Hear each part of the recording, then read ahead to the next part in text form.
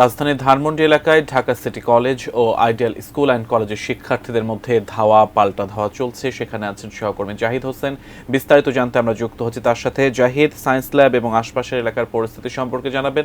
কোনো হতাহতের ঘটনা ঘটেছে কিনা সে বিষয়ে বিস্তারিত বলবেন। সংঘর্ষ যেটি সোয়া 4টা থেকে শুরু হয়েছিল সেটি এই মুহূর্তে থেমেছে এবং এখন এই এলাকার যান চলাচল খুবই স্বাভাবিক রয়েছে।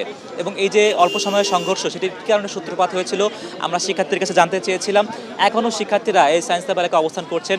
তারা আমাদেরকে বলছিলেন যে আইডিয়াল কলেজের শিক্ষার্থীদের কয়েকজন শিক্ষার্থীকে আজ হেনস্থা করা হয় এবং এই হেনস্থাটি করে মূলত সিটি কলেজের শিক্ষার্থীরা।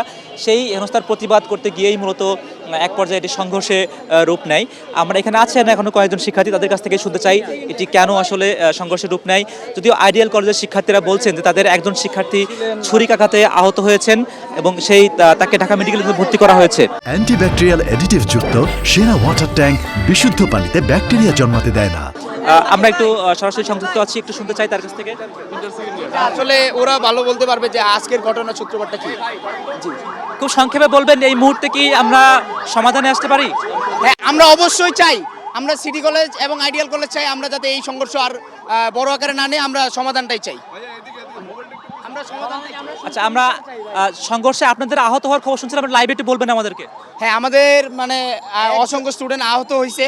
তো আমরা এই জায়গায় যারা দোষী আছে আমরা ওদের বিচার দাবি করছি এবং যারা এই ধরনের উস্কানিমূলক কার্যক্রম করছে আমরা কলেজ কর্তৃপক্ষকে বলবো যাতে ওদের বিরুদ্ধে ব্যবস্থা নেয়। আপনাদের আহত শিক্ষার্থীরা অসংখ্য যেটা শুনছিলাম যে এখানে একজন শিক্ষার্থী আহত হওয়ার খবর শুনছিলাম, তার সুচিকিৎসা এবং সেই ঘটনা যারা জড়িত আছেন তাদের বিচারের দাবি জানাচ্ছিলেন আইডিয়াল কলেজের শিক্ষার্থীরা।